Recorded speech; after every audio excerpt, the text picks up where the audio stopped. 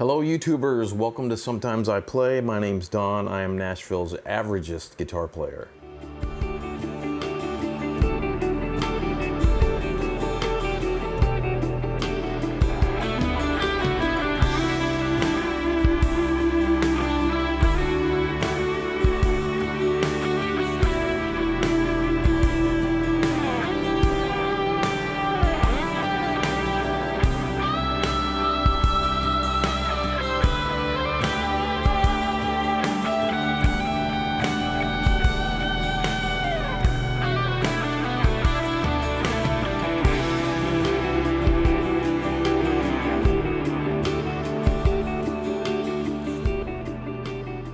So I wanted to take you along with me on the track that I'm building this week because I actually used my latest Suhr acquisition.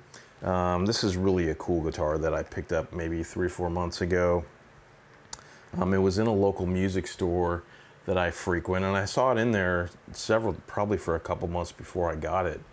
And I always thought, man, that guitar looks great, but there was absolutely no reason at all for me to need or want another S-style guitar. I've got plenty of them, but the last time I went in there, I made the mistake of picking it up and playing it, and the next thing you know, here it is in my music room. It's a great guitar. The official name for it is the Pro Series S4, and I shared my Classic S with you guys in a previous video. This guitar is much different. While the Classic S is very classic, with the shape of the body and the feel of the guitar, this is a little more modern and a little more streamlined. The edges are very sharp. You can tell it's not really traditional Strat.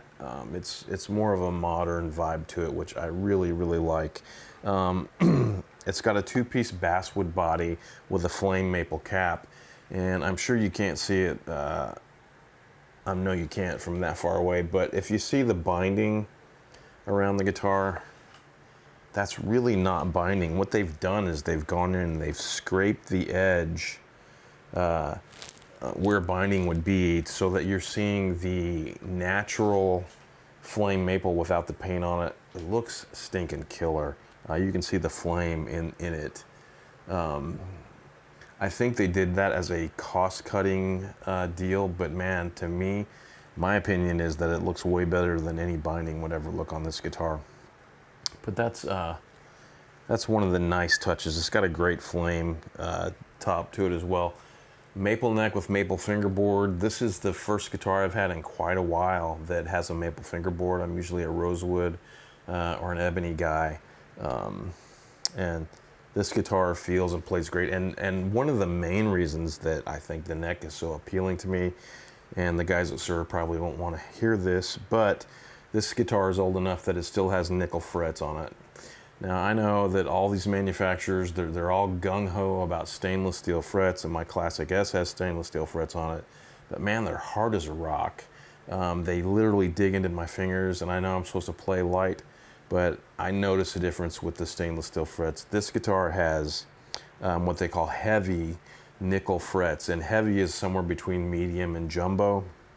So this has, fret wise, it has a really Gibson-esque feel to it, which is what I grew up playing, so that feels like home to me. Spurzl locking tuners with the Go to a 510 bridge, so it stays in tune great. No tuning issues. I don't know how Goto does it with this thing. I grew up playing Floyd Rose tremolo systems that are floating like this one is, but it's locked down here, super pain to change the strings. But this thing stays in tune every bit as good as my Floyd guitars, so I'm very happy with that as well. Pickup wise, it's also very different than the Classic S. This is loaded with 2 Michael Landau signature single coil pickups, and in the bridge position is the SSH Plus. Now, the Classic S I have has an SSH pickup, so this one is slightly hotter, and while that other pickup is great for, worship edge of breakup tones, Tom Petty kind of things, Bryan Adams open CORDY sort of thing, it's great for that. If you're looking for a singing lead tone, this pickup right here It has. It reminds me a lot of the JBs that I have in some of my guitars. So again, being a child of the 80s, that is appealing to me. So this is, it's just a really great guitar. Funny story, I don't know if it's true or not, but I was told by the people who sold it to me that this guitar was owned by the guitar player that plays with Rick Springfield. So it's possible that this guitar has a lot of Jesse's Girl in it. So getting to this track that I'm building this week, there's basically 3 electric tones that I'm using. And the first one I'm going to show you is sort of an ambient pad kind of thing. Let's see here. And by the way, I am, as with most of the tracks that I record in my small studio here at home, I'm using the Line 6 HX Stomp XL directly into DAW. So guitar, HX Stomp, into the recording device. So everything that you hear, the distortions, the greases, just everything is coming from the Stomp XL, just so you know. And this first part is the pad part that you hear towards the beginning of the track that you'll hear in just a minute. And basically I in the dynamic block of this particular patch, I'm using the auto swell. So I kind of wimped out. I didn't have to use a volume pedal to do this. It just does it on its own, works great. The amp that I'm using is none other than the Cali 4 Rhythm 1, which is basically a Boogie Mark 4 in channel 1. Lots of delay going on, of course. The first delay I've got is a transistor tape set at 800 milliseconds. I got a second delay right behind that. That is actually, which one did I use? It's just a vintage delay. So, and also just so you know, I'm also using a couple of IRs that I got for free from the guys at Worship Tutorials. And if you're not familiar with Worship Tutorials, I'll put a link to their channel in the comment section below. And you should really check them out. They have a lot of free stuff. Their thing is creating patches and capturing amps for all of the modeling systems, including Helix. But so that's what I'm using, and this is kind of what you got. For this part, I'm on the neck Mike Landau signature single coil.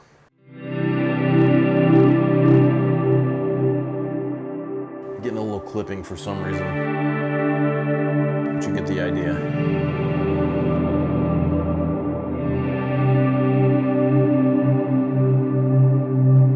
Just super ambient, almost synth-like, so that's what that part is made up of. So the second electric tone that you're hearing in this song is that dotted eighth pattern. I'm using the same clean Boogie Mark 4 channel 1, same IRs. I'm switching to the bridge pickup for this, but it's very, very clean with lots and lots of delay mixed in hot. The first delay is a transistor tape set at 800 milliseconds. And by the way, the tempo of this song is 75 beats per minute, so 800 is the perfect multiple for the delay. And then the second delay is a vintage digital delay set at the 600 milliseconds to give you that dotted eighth trail that is so very popular in worship music these days, and it sounds like this.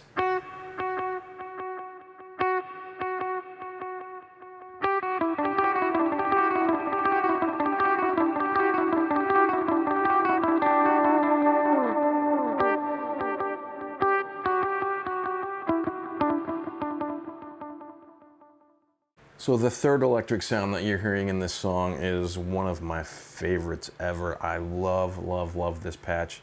I'm a child of the 80s and the early 90s, so I grew up listening to guys like Neil Schon who were playing these soaring leads with great delay trails on them. That's what this reminds me of. I started this patch with one that I purchased from a guy named John CORDY. And if you're not familiar with CORDY, I'll put a link to his YouTube channel in the comments below as well. But the guy is, first of all, he's a monster player, but he is a master at dialing in these modeling tones. Before I discovered this guy, I was literally almost ready to say, I'm done with modelers. I'm just going to go back to amps exclusively, which I still play live a lot. But But when I found his stuff, I was like, oh, okay, here's something that I can build off of. So that's exactly what I did. He's got a patch called 335 Dumble that he created. So I took that as my basis and tweaked it to my likings. It's different than what, if you hear his, it's different, but it was a great platform for me to start with. It's actually using, for an amp, it's using the Line 6 Litigator, which is it's a non-existent amp. It's something that Line 6 created out of the blue. It just doesn't exist, but it's one that they created. Sounds fantastic. It's a 412 cabinet. It's the Cali cabinet, so boogie, with 4 vintage 30s in it. And one thing that's interesting too, and no offense to any DoD fans that are out there, but I have never liked DoD pedals in my entire life. I've had several of them, I've always gotten rid of them. But there's a overdrive pedal in the Helix called the Top Secret OD, and it's based off a DoD 250 overdrive. I don't even know what that is. Sounds fantastic, man. But anyway, here is a little taste of what you're hearing, and of course I'm on the bridge pickup.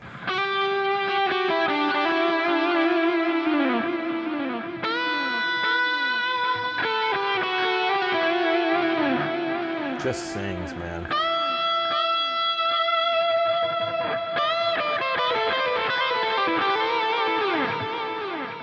Honestly, I never thought I would get that kind of feel and sustain out of a modeler, but man, that, to me, that sounds fantastic. So that's the tone that I used for the lead section of this song.